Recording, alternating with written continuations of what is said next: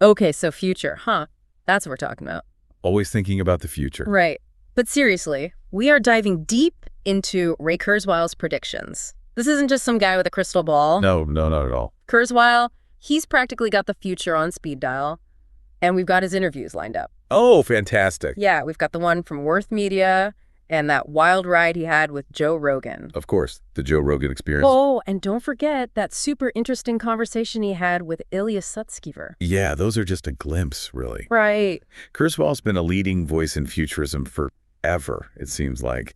And his predictions... He's scary good. They really are. Like back in 1999, remember that? Way back. He predicted computers would be acing the Turing test. You mean like talking to a computer and not knowing it's a computer? Exactly. Passing as human by 2029. Wow, so soon. People thought he was nuts back then. But now? Now everyone's wondering if he's got a time machine hidden somewhere. Right. Experts have taken another look, thinking maybe, just maybe, he was onto something. Well, it all boils down to this whole exponential growth thing, right? Yeah. Computing power going bonkers. It's mind-blowing. Kurzweil always points to this chart, tracks like 80 years of data, and it just keeps going up. It's like a rocket taking off. From practically zero in the 1940s, what was it, like 0.0007 calculations per second? Something like that, yeah. To billions now. Yeah. And for the same cost. Just incredible. It really is. And it makes you think, like with large language models, those AI systems writing poems in code now. I know, right? Who saw that coming a few years ago? Nobody. Or hardly anyone. It's this exponential growth changing everything. Exactly. And that's where Kurzweil's predictions about artificial general intelligence, or AGI, come in. Okay, AGI, that's where things get really interesting. Right. He believes that because of this insane growth in computing power, we're going to hit a point where computers are as smart as people. Wait, hold on. As smart as people. General intelligence, like us, even puts a date on it, 2029. 2029, that's like right around the corner. Are you kidding me? Nope. And here's the kicker. Kurzweil believes this isn't just about computers getting smarter. He says it changes what it means to be human. Whoa, okay, now we're going deep. Deep, right? He's saying AGI isn't just some tool, it's like an extension of us, our brains, but better. He actually believes in a future where we're merged with AI. Okay, now this is where I start to feel like I'm in a sci-fi movie. Right. Nanobots. He talks about nanobots, yeah.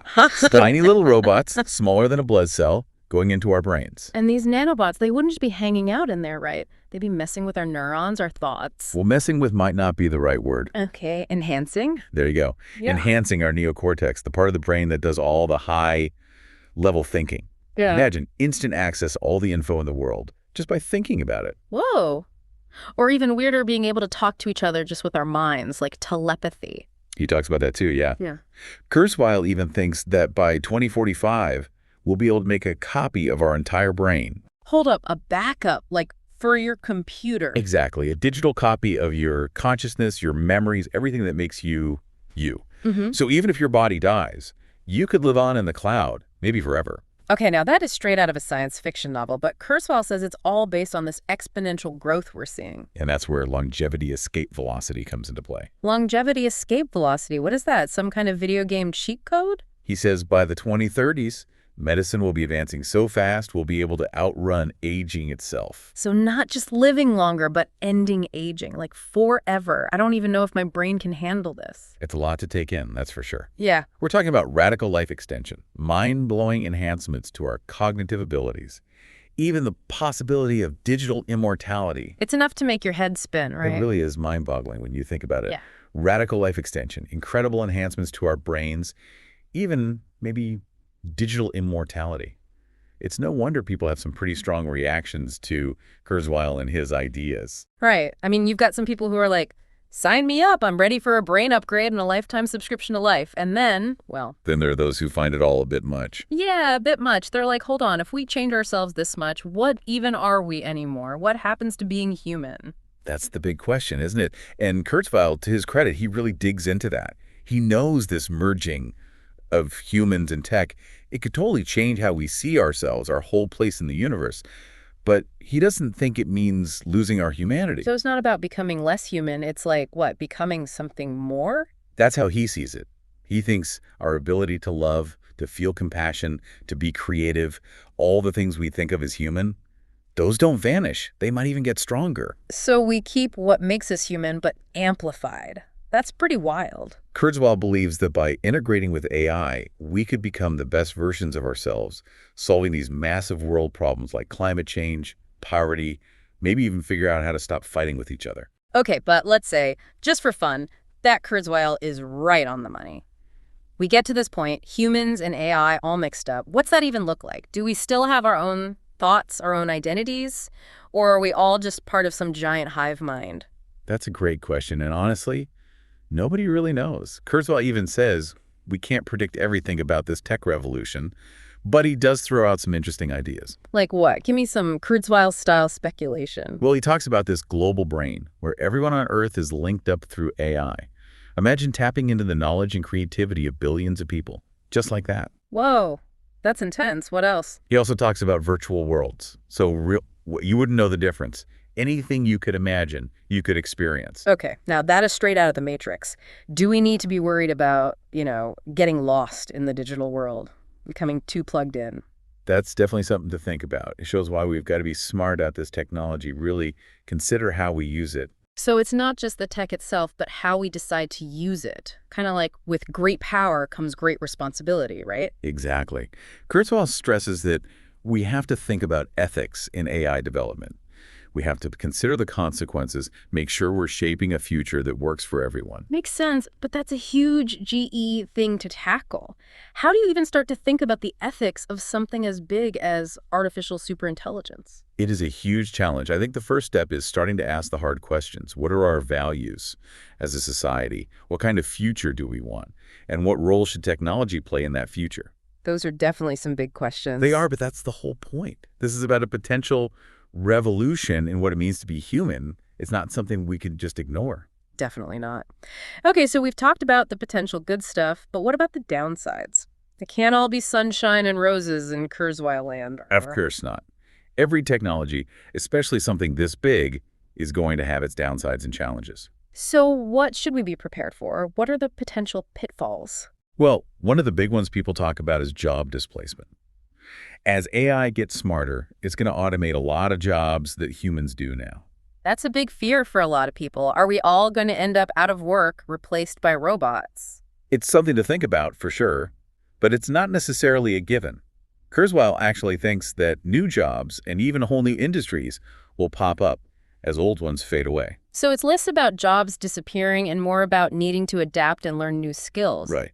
And that means investing in education and training programs so people are prepared for those future jobs. That makes sense. But what about the possibility of AI being used for bad stuff? If these machines get smarter than us, couldn't they be a threat? That's another big concern, no doubt. And it's why it's crucial to make sure that we're developing AI responsibly and ethically right from the start. So it's not just about making AI smarter, it's about making sure it's safe. Absolutely. We've got to be thinking about safety and security from day one, putting in safeguards to make sure AI is used for good, not for harm. Okay, I get it, but I have to admit, this is a lot to wrap my head around. The whole thing is kind of exciting and terrifying at the same time. I totally get it. But it's important to remember that nothing is set in stone. We get a say in how this technology gets shaped and how much it's part of our lives. So you're saying we're not just along for the ride, we actually get a choice in how this all plays out. We absolutely do. The decisions we're making right now, they're shaping the future for ourselves, for our kids, and beyond. It's a big responsibility. Wow. Empowering, but kind of heavy, too. But I guess that's what makes this whole conversation so fascinating, right? For sure.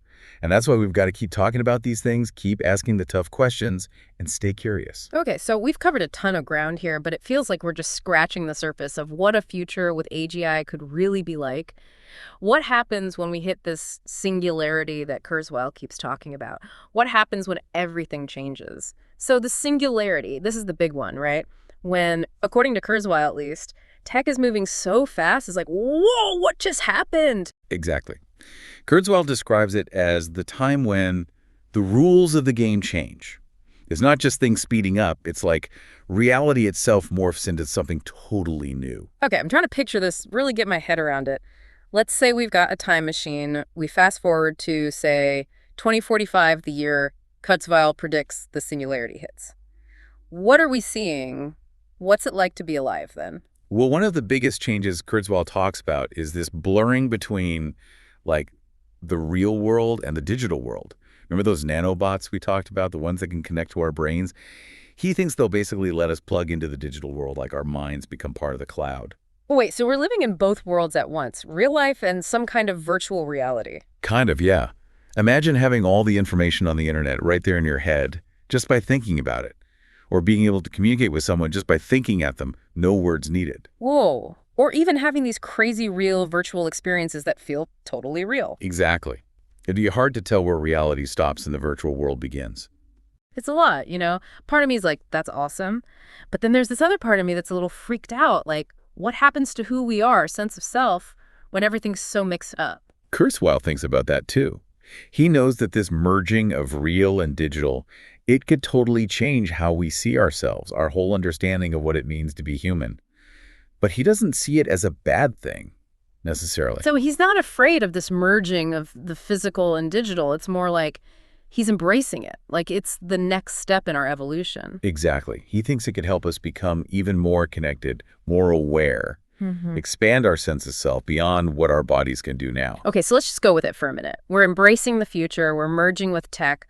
What happens next? What's Kurzweil's big picture view of humanity in this post-singularity world? It's hard to say for sure, but he talks about this future where human intelligence, supercharged by AI, becomes this major force in the universe. We're solving the big mysteries, exploring space like never before, maybe even figuring out how to live forever. So humans basically become like super beings, almost godlike. It's a bold vision, that's for sure. It raises more questions than it answers, but that's part of what makes Kurzweil so interesting. Yeah. He's not afraid to think big, to push the limits of what we think is possible, even if it gets a little weird. I like that. So after all this, where do we even begin? We've talked about tech growing at warp speed, AI becoming smarter than us, humans and machines becoming one, this singularity event where everything changes. What are we supposed to do with all this? I think the most important thing is to remember that we're not just passengers along for the ride. The future isn't set in stone. We're creating it right now. Every decision we make, every action we take, it's shaping the future. So what can we do as people? How do we even start to get ready for this future Kurzweil describes? The good and the maybe not so good? I think staying informed is huge. Staying curious. Read about this stuff. Learn about the possible good and bad that could come from it. And talk about it. Have real conversations about what kind of future we want to build. Because nobody's going to hand it to us. We've got to build it ourselves. That's a pretty inspiring way to look at it. And I think that's a great place to wrap up our deep dive into Ray Kurzweil's wild ride of a future. This has been amazing, and I have a feeling these are conversations we'll be having for a long time to come. I agree. And who knows, maybe we'll be around to see some of it actually happen. Now that would be something. Thanks for listening, everyone. Keep those brains engaged, keep asking questions, and never stop imagining what's possible.